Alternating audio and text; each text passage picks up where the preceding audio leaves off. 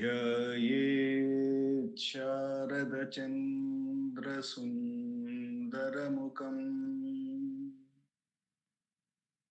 ताम्रारविन्देक्षणम् भक्ताभीष्टवराभयप्रदकरम् कौपीनमोत्रोज्ज्वलम् स्वात्मानन्दरसानुभूतिविवशम् सर्वानवद्याङ्गकम् श्रीमन्तं श्रीरमणेश्वरं गुरुवरम् योगासनाध्यासितं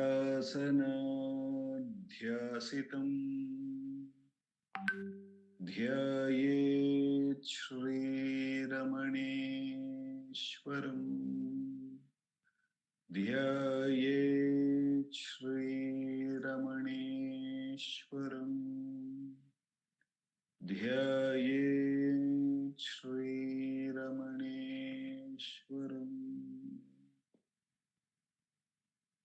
हृदयकुहरमध्ये केवलं ब्रह्ममात्रम् यहमहमिति साक्षात् आत्मरूपेण भाति हृदि विषमनसा स्वं चिन्वतामज्जतव पवनचलनरोधा आत्मनिष्ठो भवत्वम्। Namo Ramana. We will commence today's Atma Vichara by listening to Bhagavan's Upadesham. As always, we will be reading from the book Self-Enquiry 1900 to 1950, a compilation of all the answers by Bhagavan on the subject of Atma Vichara by our founder president Sri A.R. Natarajanji.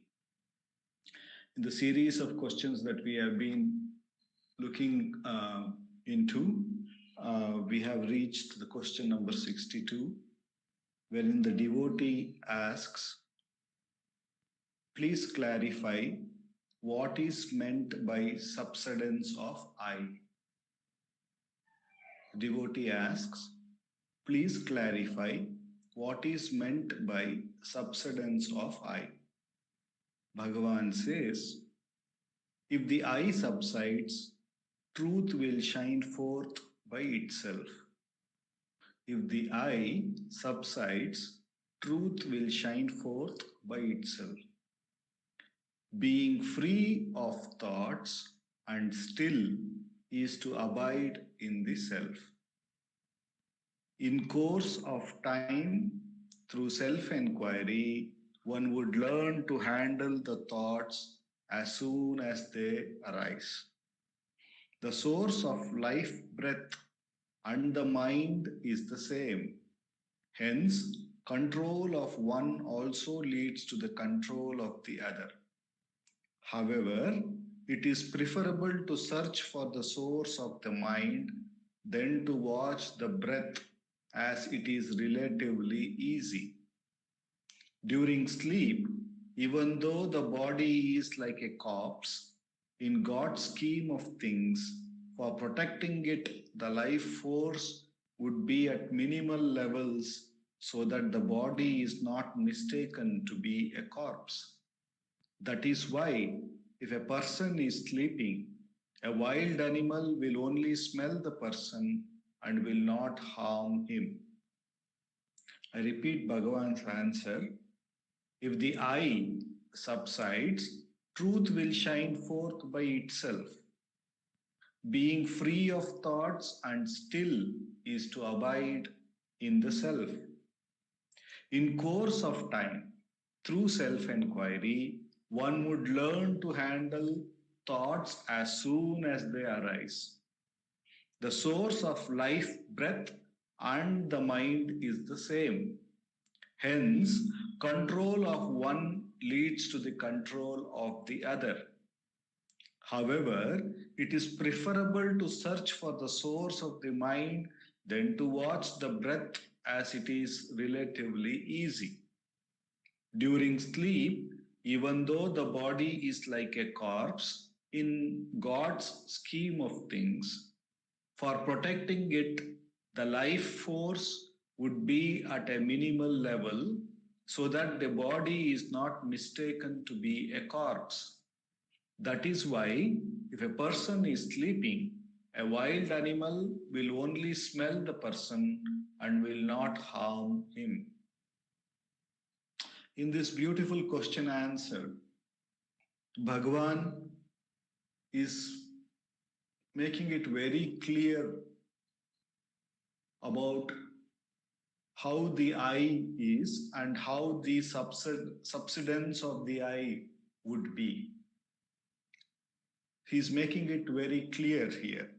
The question was also asked, please clarify what is meant by subsidence of I. So Bhagavan is very clearly saying what it is to have the I subsided.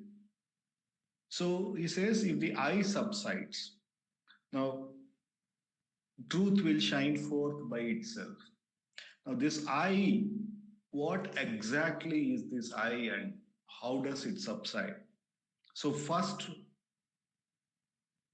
the I, the ego, what it is really is very beautifully brought out in Upadesha Saram in the verse number 18. Bhagavan says that Vrittayastvaham vrittimashritah vrittayo mano vidyaham manaha. Thought alone constitutes the mind and they are all dependent on the I thought. Hence, know that the I thought itself constitutes the mind. So whatever thoughts one has, it is all I.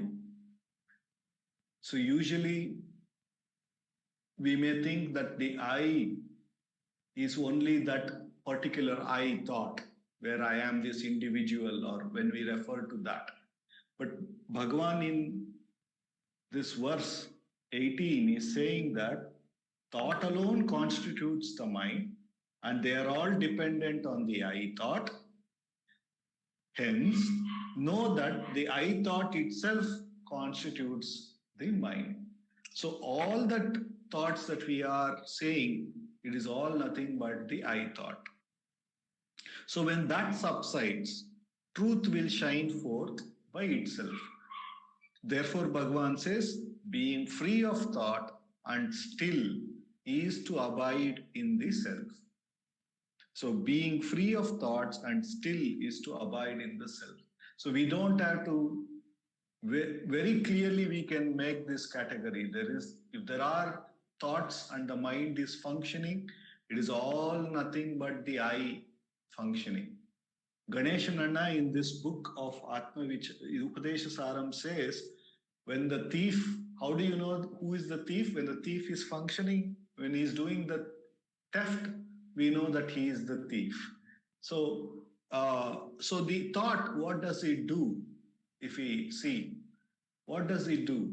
It actually superimposes the snake over the rope.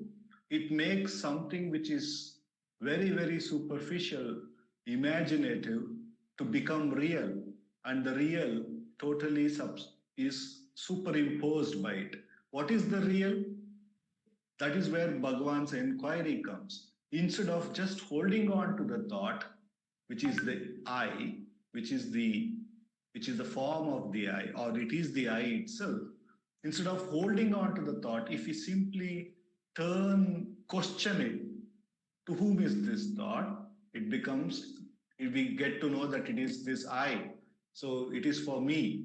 And then thereupon, when we question, who am I? Then it takes us to the source of the I. The source means a thought has arisen from something, and when it has arisen and it is available, when we become aware of it, that's when we are saying, oh, to whom is this thought? And we are trying to see from where did it arise. When we inquire back that way to see the source of that, where do we go? We have to go to that self, that awareness, that being consciousness, which was the substrate, which was always present, which never rises or falls down. It in we take it back to that source only. Therefore, the Atma Vichara that we do, it actually makes us free of the thought and takes us to that stillness, that abide, that self which alone is, and makes us abide as that. So the Atma Vichara is nothing but the subsidence of the I, though it may be at that moment. But when we recognize us, all thoughts are nothing but the ego, the I thought, and then we become. And Bhagavan is saying, Atma Nishto Bhavatvam. Don't be Nishta to the ego, but be Nishta to the self. That means don't attend to the superimposed snake, go to that rope which alone is, which is the truth, which never changes. Abide in that truth. When Bhagavan is asking us, so when this clarity becomes very clear, obvious for us, then we will become wary of all thoughts. We know if we are indulging with any thought, whether it is a good thought or a bad thought, no matter how many thoughts it may be, we are just abiding not in the self, but we are abiding in the ego. It becomes very clear to us, and therefore Bhagavan has given this Brahmastram. To whom is this thought? Who am I? By inquiring, we can detach from that and get back to the truth from which the self, from which this thought had arisen, and in which this thought is being sustained. And once the thought goes away, what remains is the truth alone. So Bhagavan says, self is in the beginning, self is in the middle, self is in the end also. When we see that very clearly, we see that and we recognize what Bhagavan wants us is to only abide in the self, then we see that we can get back to the thought-free state with Atma Vichara. And further Bhagavan says, in course of time, through self-enquiry, one would learn to handle thoughts as soon as they arise. So here is what Bhagavan is saying. By repeatedly practicing this Atma Vichara, one would learn to handle the thoughts as soon as they arise. Because we become very clear that thoughts is the way which makes us move away from what we are. And therefore, by repeatedly doing Atma Vichara, by practicing Atma Vichara with every thought, Bhagavan says that it becomes easy to handle the thought as soon as it rise. We are like, we sense the trouble rising and we immediately get back to the self. We may not even put this formal question, to whom is this thought, who am I? We suddenly turn our attention, Tasmat Jagrata Jagrata, as Swami Vivekananda says, suddenly we become aware, we become clear, okay, if I indulge with this thought, then the whole things will start, we get back to the self. That's what Bhagavan says here. And further Bhagavan says, the source of life breath and the mind is the same. So from that self alone, the mind, the thought has arisen. From that self alone, the breath has arisen. So he says, however, hence control of one leads to the control of the other. Even if we go back to the source of the thought or we go back to the source of the breath, we can control the other one easily because they are both rising from the single source. However, it is preferable to search for the source of the mind than to watch the breath, as it is relatively easy, Bhagavan says. The thought is much more clearer to the awareness, so it is much easy to hold. But when I try to hold the breath, there may be a fear that what happens if the breath stops. But once we are seeing thought, we may not have that much of fear relatively watching the thoughts. Therefore, tracing the thought to the source is much easy, says Bhagavan here. And he further says, during sleep, even though the body is like a corpse, in God's scheme of things, for protecting it, the life force would be at a minimal level so that the body is not mistaken to be a corpse. Bhagavan is giving a beautiful hint here. He is saying, like in sleep, if we sleep to all the thoughts and remain in the self, even in the waking stage, he is saying that in the God scheme of things, because there is something, a universal scheme of things by the God, the life force would continue. Everything will continue as normal.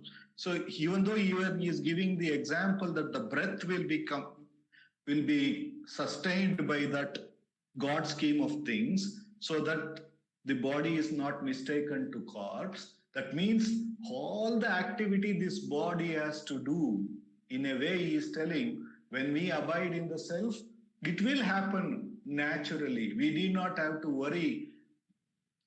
Sometimes, if we have come to the sadhana, having taken up the life as it has, as a father or as a son or as a CEO of a company or something like that, and we are worried, what happens if I simply remain in the self? Bhagavan is saying nothing to worry. That God scheme of things which made us all become all of that will sustain everything and it will continue. So we need not have to worry about it. That is what Bhagavan is trying to say through this sentence. That is why if a person is sleeping, a wild animal will only smell the person and will not harm him. In this statement, I feel Bhagavan is saying that there is only one self. It is not that there is a self, a separate self within me, a separate consciousness within me, and there is a separate consciousness in somebody else. It is actually one self, and that self is the only thing which is giving all thoughts. I was watching a particular movie wherein Sri Ramakrishna Paramahamsa is talking to Swami Vivekananda. In that movie, the way it is shown is the sculpture, the person who is cutting a murti, Paramahamsa asks him, what are you doing? He says, I am making a murti of Vishnu or somebody like that. He says, you have not kept an image of him. He says, the image is already inside me and they appear in the form of thoughts. And I only remove as the thoughts tell me to remove what I have to remove. And the murti comes out. And Swami Paramahamsa looks at Vivekananda and Vivekananda understands that. Like that, it is happening to all of us, isn't it? All the thoughts, the next set of actions that we need to do, I don't know 5 minutes from now where it is coming. It is all coming from that one source. And that one source is driving all of us. And therefore, it will guide the other one also to behave properly, is what Bhagavan is saying. If a person is sleeping, a wild animal will only smell the person, will not harm him. So he's saying that everything will be perfectly taken care if we abide in the self. That is what Bhagavan is saying here. And that is in the question to please clarify what is meant by subsidence of I. Bhagavan is very, very clearly saying that when the I subsides, everything will be automatic divine action and one would experience complete stillness, complete abidance in the self. And therefore, Bhagavan is asking us to get back to that self where everything will be still perfectly happy instead of holding on to the snake and making ourselves miserable. He's saying that abide in the rope, then everything will fall in place automatically. The immense grace of Bhagavan, with which alone we could have come to this beautiful direct path, with which alone we can see the difference between the snake and the rope. with which alone we can understand what it means to hold on to the snake, what all ups and downs we face with it, and what it means to hold on to the rope, which is always stable, and with which alone we can experience and experiment and find out that everything will be automatic divine action. So, with that immense grace of Bhagavan, which has brought us to this direct path, for the next 20 minutes, let us do Atma Vichara. Revathi ma, can you? Thank you.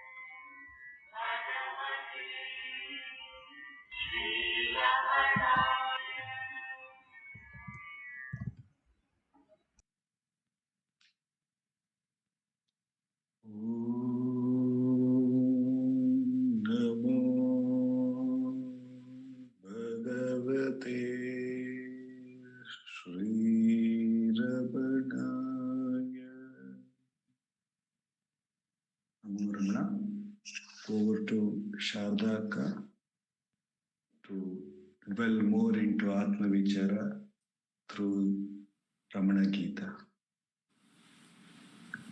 Namo Ramana.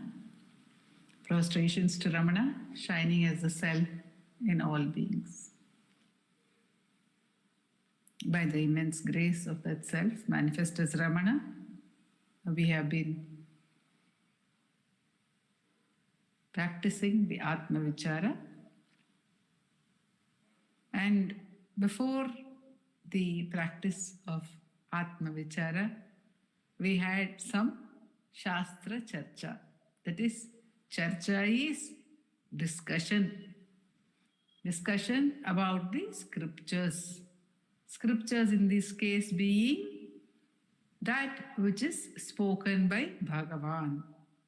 And now again, after the Atma Vichara, we are having a little more of Shastra Charcha.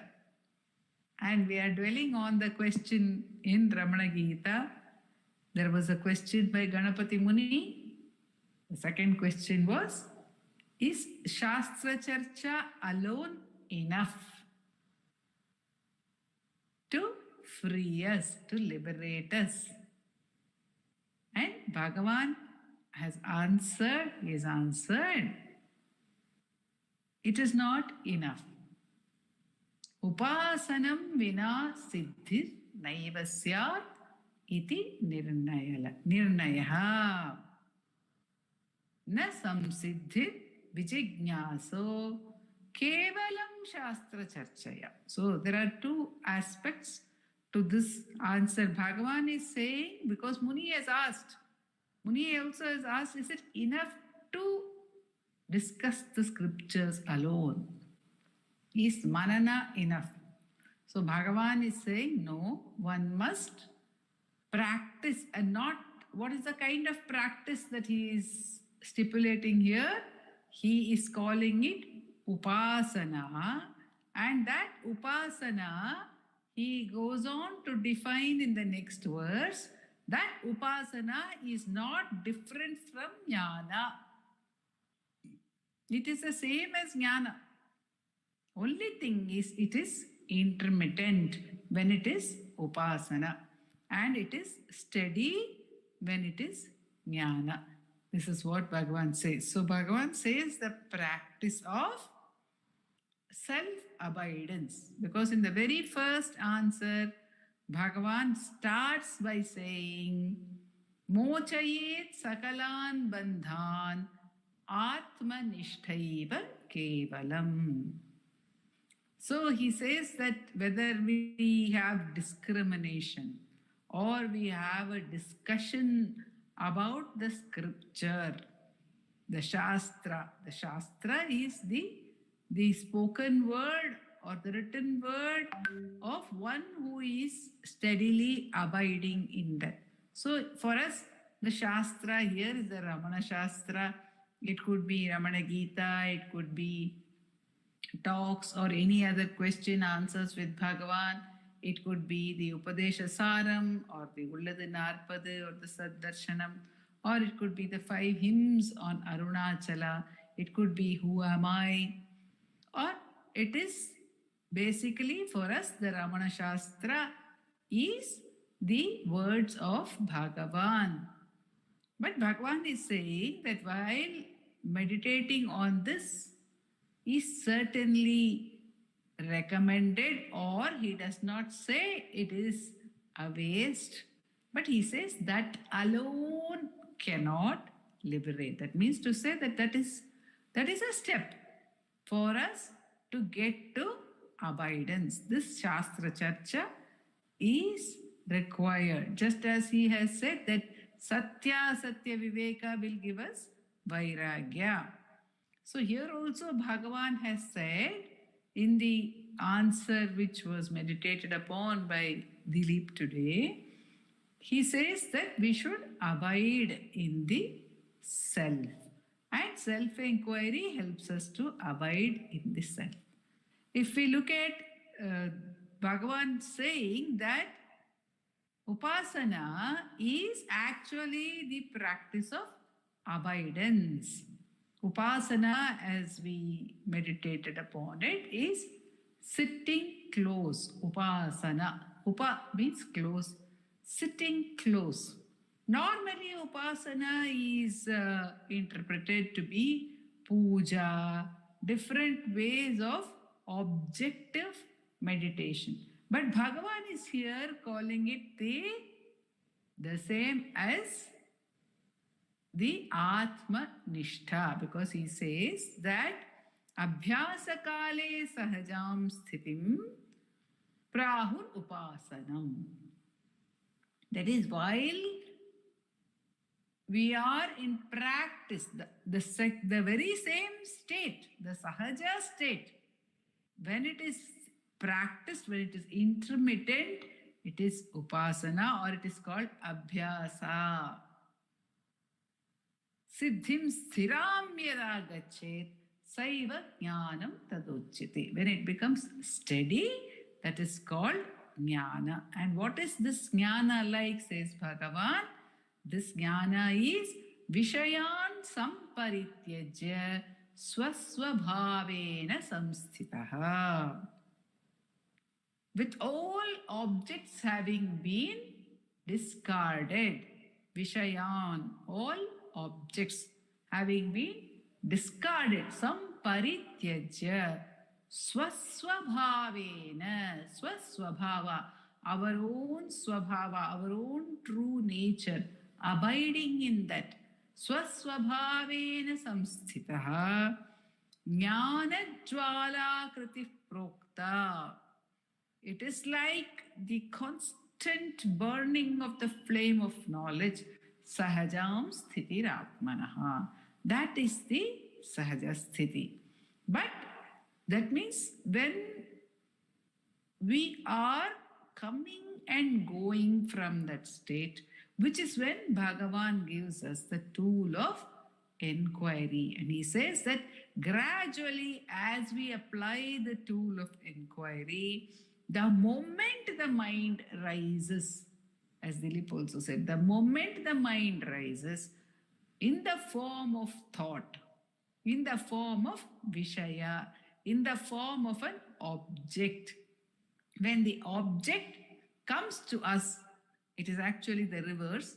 The object comes to us in the form of a thought. When the object becomes evident to us in the form of a thought, that very moment, Bhagavan says, one has to get back to the self through the question, who am I? Bhagavan says in Ulladu Narpadu, in Saddarshanam, which has been translated Ulladu Narpadu into Sanskrit by Muni, he says, Ahasputam tattvamasiti vedaha. The Vedas are declaring very clearly that you are the self. Tathapi asamprapya bhuyo vicharo mati durbalatvam. He says, why some more discussions? Why any discussions at all? Because you already know that you are the self. You are only the self. The Vedas have declared it. When he says the Vedas have declared it, he means that is the scriptures have declared. The scriptures have already pointed out that one's true nature is the self and the self alone. So the scriptures have pointed this out. Now, why further discussions? Asks Bhagavan in Ulladu Narpadu. He says, no more need for any discussions. One must immediately abide. But what happens is that there are vasanas. There are tendencies which push the mind outward. Therefore, Bhagavan, in the answer to the next question, he says that the real abidance is when all tendencies have been completely destroyed. Nirvasanena maunena. Nirvasana mauna, he calls it. Where there is no tendency at all left. But until there is a tendency left, what is one to do? that tendency pushes the mind outward. So, the best, if one is ready and ripe, it is said that the moment one hears Tattvamasi, whether it is the scripture, the word of the Guru tells you are that self. You are not the limited object consciousness. You are not a body. You are not a limited being. You are the very self.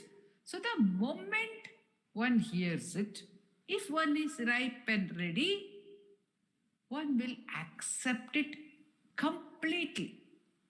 But if one is not yet right, because there are still vasanas which are there, which are pushing the mind outwards, one will require convincing, little more of convincing. The entire sadhana that we do is only to convince ourselves about this truth.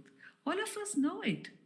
All of us have heard it, as Bhagavan says. So, where is this further discussion, whether it is a discussion with somebody else or it is a discussion in our own mind, which is what we do, isn't it? When the thought arises, we ask ourselves, for whom is this thought?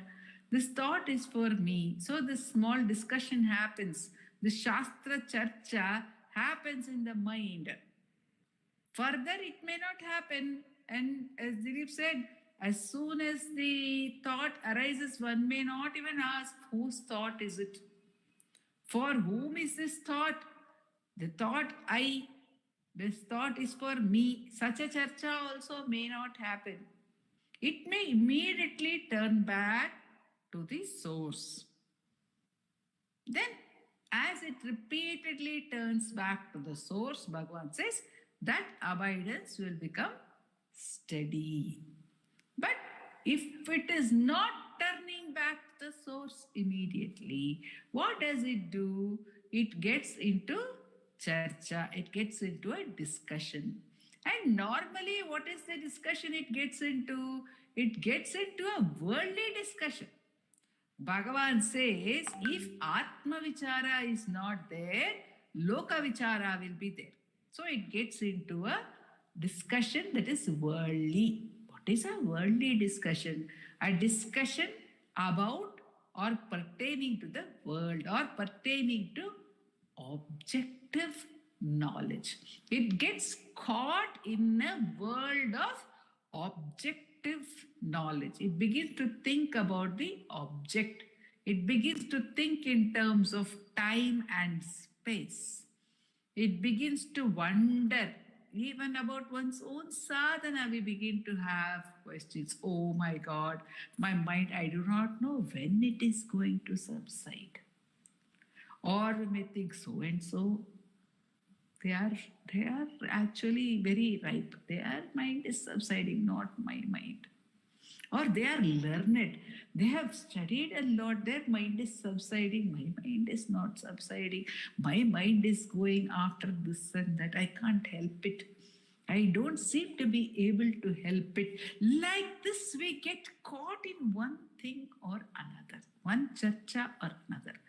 Better than this charcha is the Shastra Charcha. The Shastra Charcha of holding on to the Upadesha of Bhagavan. What is that Shastra Charcha? As and when the mind goes out, why is this mind going out? Why am I getting carried away by thoughts? They are, after all, only thoughts. All these are only thoughts. And all these thoughts are only for me. And they are all dependent on me. They are dependent on my attention. And they are fleeting and they are meaningless because they will come and they will go. And millions of such thoughts I have had. And not even one thought has helped me in any which way. Because the thought has not led to abidance. Thought does not lead to my experiencing of my true state. So what's the big deal? Let me do the charcha which Bhagavan has advised me to do. That charcha is to ask myself, for whom is this thought? That is to say, if I am not naturally abiding in the self. Second, as the mind arises, if again the mind does not turn within out of sheer love for the self, if it just does not, what is there? The self is so beautiful. It is that great, it is that great treasure which is available to us all the time, waiting for us. That treasure of bliss, that treasure of peace, that treasure of love, that treasure of everything that I am looking for is here as my own self, and why on earth should I be looking elsewhere? With that knowledge or with the sweetness of the very taste of the self, if one turns back inside, then well and good. If that does not happen, and there is some thought arising in some form due to the strength of vasana, Bhagavan says there itself we should turn it back to the upasana. There one may use the Shastra to turn it back to the upasana. Then further, if it doesn't even stop with the enquiry, or enquiry does not arise and it goes into further thoughts, then Bhagavan gives us other supports, which are all the Shastras. All those Shastras we can use, we can pick up any one of the Shastra and meditate on that Shastra in our mind as a support to the ultimate Shastra of self-inquiry, and even that to subside into the upasana of abidance in the self. So we may use any of the Shastras of Bhagavan. We may do the Charcha in our own mind of any of the Shastras of Bhagavan, of Bhagavan's devotees, the words of Bhagavan's devotees. Nowadays, there are so many questions which come to our minds because of this disturbed situation in the world. And the moment our attention goes to that, and the moment we hear some news which is disturbing, the mind gets disturbed. The best thing is to recognize that this is not the truth. There is Satya, Satya Viveka. This is not the truth. The truth is the self. So I don't need to worry about it. But if the mind is still agitated, then for whom is this agitation? Who is worried about this? I am worried about this, but I don't know who I am. Maybe the world is real, maybe it is not real. Let us forget about it. Let me forget about whether world is real or not. But if I don't know who the I is, who is experiencing this world, how can I say whether it is real, for whom it is real? So let me find out who I am. Further, if it is still agitated, if it is still disturbed, then one remembers the Shastra which Bhagavan gave, the world is being looked after by the Lord. Do leave the world to Him. He is the one who has created it. He is the one who is sustaining it. Am I sustaining it? Have I ever sustained any part of the world? Can I ever sustain any part of the world? In beginning from my own body, can I sustain it?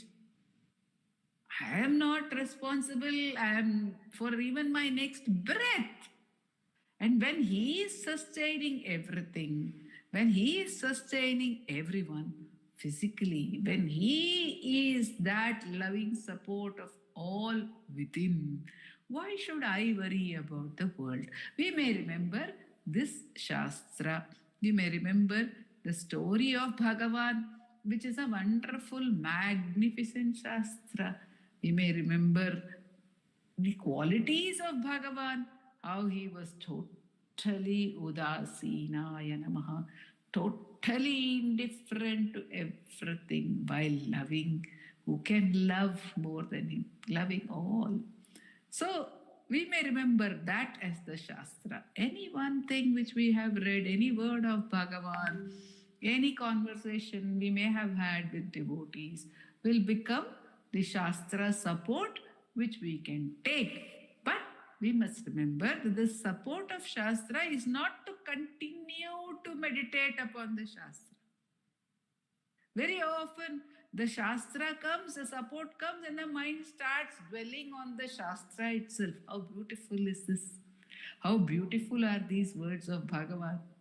Isn't it? I must share this next when I talk to somebody. I must talk about the beauty of these words of Bhagavan. No, no. Why? Why?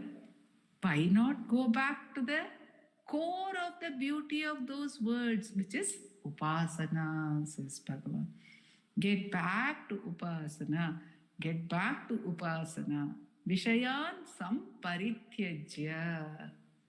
Swasvabhavena samsthitihi. Get back to the self. Get back to one's own true nature. Dropping all the objects. And that happens by the dropping of the primary object, which is I am so and so, through the question, who am I? The moment this primary object is dropped, all objects are dropped simultaneously. Everything gets cut away all at once. That is the beauty. That's why Bhagavan says it is easier to attend to the source of thought. Because when one attends to the source of thought, automatically all Vishaya will go away and the Jnana Jwala will shine. That fire of knowledge will shine. It will burn the vasanas, as it may not burn them all at once, but Bhagavan says, go back, keep the abhyasa going until that is absolutely steady. The experience is absolutely steady. And this, when he says do this, it obviously means that it is possible to do and it is going to happen. It happens continuously by his immense grace. That is why the great ones speak these words. When Bhagavan speaks a word, it means it is the truth. It will happen. It is something which we can experience. There can be no doubt about it. That is the grace which makes him express it as a Shastra. That is the abundance of his grace. Om Namo Bhagavate Shri Ramana. Thank you, Akka. Thank you. Ramana. Apara Satchit Sukhabaridashe Yasyormimatram Bhuvanam Samastam Guhahitam Tam Ramanam Gabhiram Chinta Vihiram Hridi Chintayami Chinta Vihinam Hridi Chintayami